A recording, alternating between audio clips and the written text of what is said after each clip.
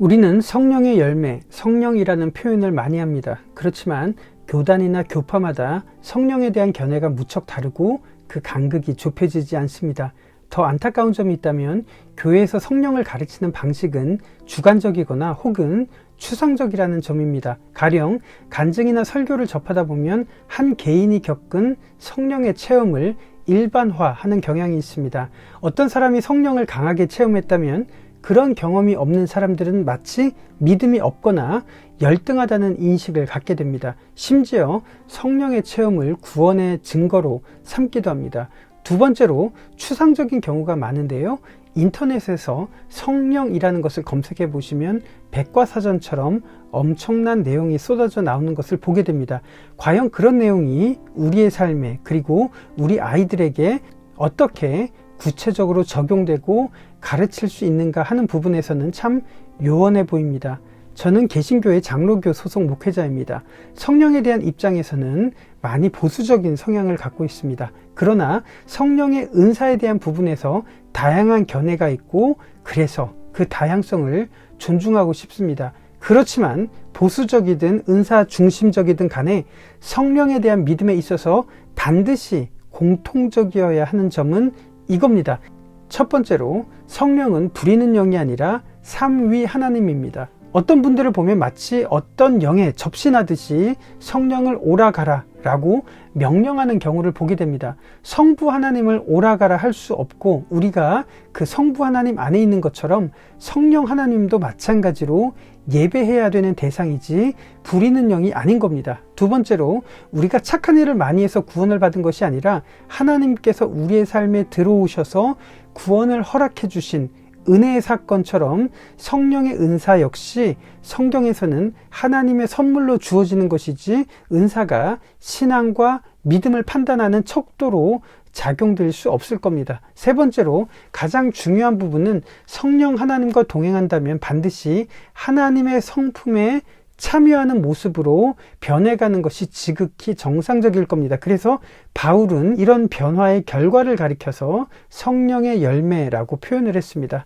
어떤 분은 방언을 할 수도 있고 통역을 할 수도 있습니다. 이것은 은사입니다. 그러나 이것이 성령 하나님을 통한 정상적인 방법이라면 결국에는 하나님의 성품에 참여해서 변화되는 것이 마땅할 겁니다. 그래서 혈기가 많고 비겁했던 베드로가 하나님의 성품으로 변했던 것에 대해서 베드로는 이렇게 고백하고 있습니다. 이로써 그 보배롭고 지극히 큰 약속을 우리에게 주사 이 약속으로 말미암아 너희가 정욕 때문에 세상에서 썩어질 것을 피하여 신성한 성품에 참여하는 자가 되게 하셨느니라. 베드로가 성령 하나님으로 인해서 하나님의 성품에 참여하게 되었다고 말합니다. 사도 바울도 성령 하나님이 우리에게 어떻게 작용하시는지 이렇게 말하고 있습니다.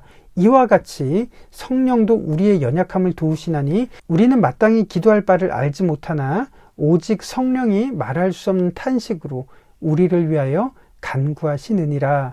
성령 하나님이 우리를 위해서 기도하시고 우리 속에 거하시기 때문에 우리가 하나님의 성품으로 변화되는데 이것을 성화라고 말합니다. 따라서 성령에 대해서 교단마다 다양한 견해를 가지더라도 반드시 공통되어야 되는 점은 삼위일체 하나님의 성품으로 변화되어 가는 것, 성령의 열매를 맺어가야 되는 것이 마땅한 겁니다. 은사가 많은 교회라고 하더라도 혹은 은사를 굉장히 절제시키는 교회라고 하더라도 성령의 열매와 무관하다면 성령 하나님과도 상관이 없을 겁니다.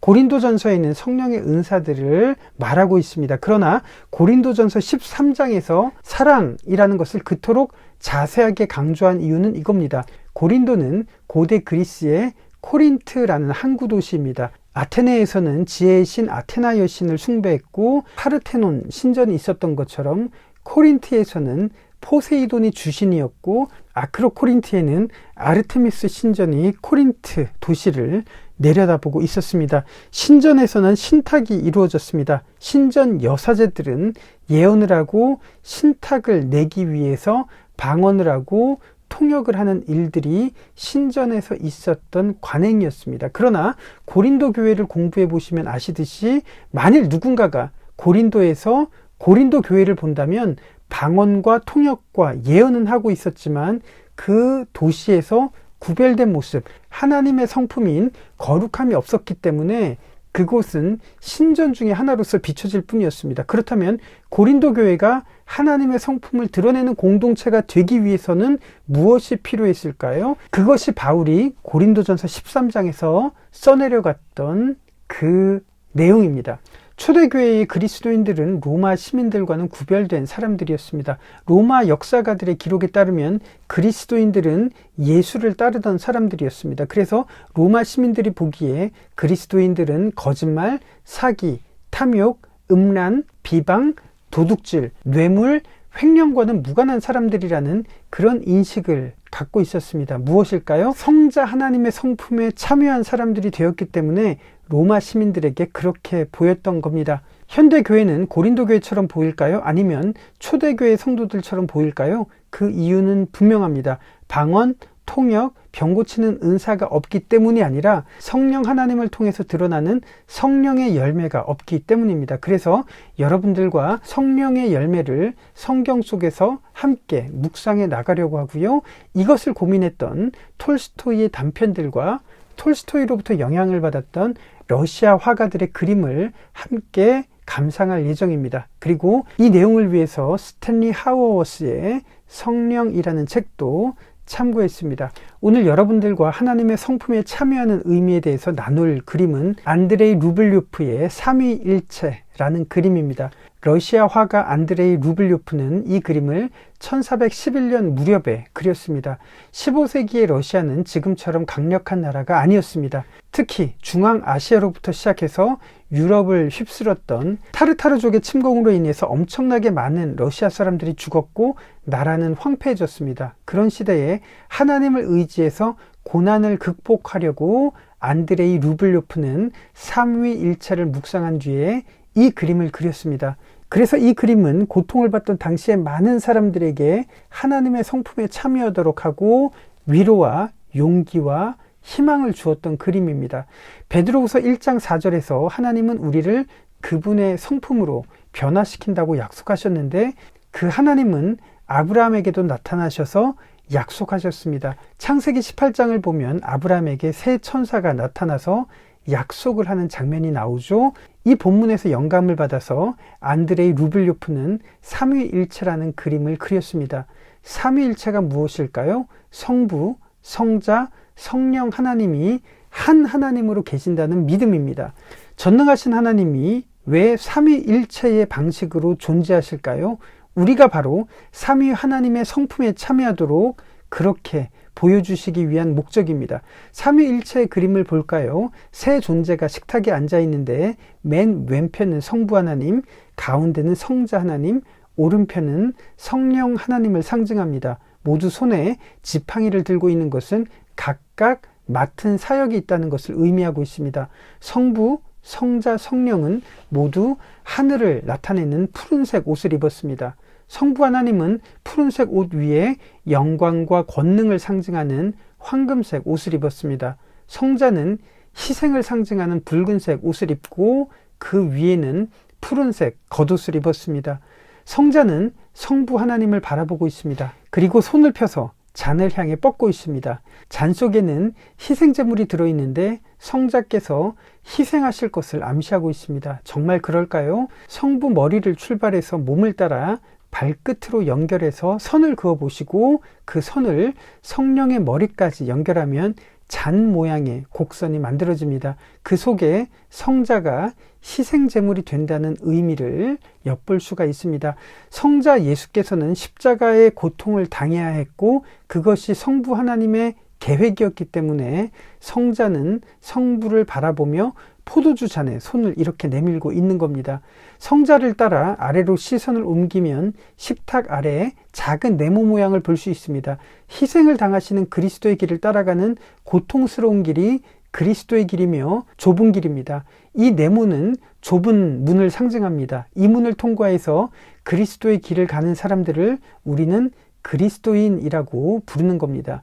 성자 뒤에는 마므레 나무가 그려져 있는데 이것은 십자가 나무를 뜻합니다. 성자는 성령을 향해 몸을 돌리고 있고 성부는 시선을 성령에게 보내고 있습니다. 성부 하나님의 계획, 성자 예수님의 희생을 통해서 성령 하나님이 우리를 향한 약속을 실행하는 것을 나타내고 있습니다. 그래서 성령은 하늘을 상징하는 푸른색 옷을 입었지만 동시에 자유를 의미하는 녹색의 옷을 입고 있습니다.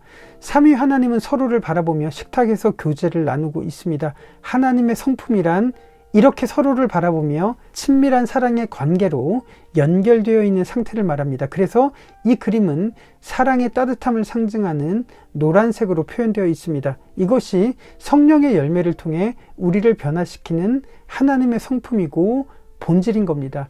이 그림을 감상한 헨리 나우에는 이 그림을 보면 우리도 거룩하고 친밀한 대화에 동참하라고 식탁으로 초대받는 느낌을 받게 된다라고 고백을 했습니다. 다시 말해서 우리가 세상에서 사람들을 친밀하게 대하고 거룩한 식탁으로 초대하는 사랑의 성품이야말로 그리스도께서 제시하시는 좁은 길이고 십자가의 길인 겁니다. 그래서 마므레 나무로부터 식탁 아래 좁은 문까지 성부와 성령의 머리까지 이렇게 선을 직선으로 연결하면 이 그림 속에 십자가의 모습을 볼 수 있는 겁니다.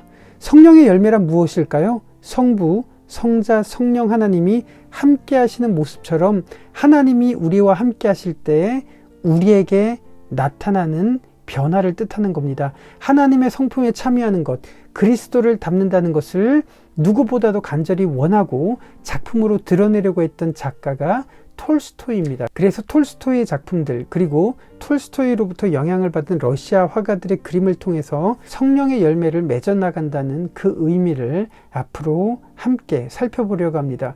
성령의 열매를 통해 소망하는 것은 하나입니다. 성령의 은사를 가지든 성령의 은사를 제한하든 정말 중요한 것은 성령 하나님을 믿는 많은 그리스도인들이 삼위일체가 이렇게 존재하는 것처럼 그런 열매들이 우리 삶 속에 나타나고 좁은 길을 선택하는 많은 성도들이 나타날 수 있기를 진심으로 소망합니다. 그것이 바로 하나님이 우리를 통해서 이 세상에 자신을 드러내시는 방법이기 때문에 그렇습니다. 여러분들을 통해 하나님이 이 세상에 드러나실 겁니다.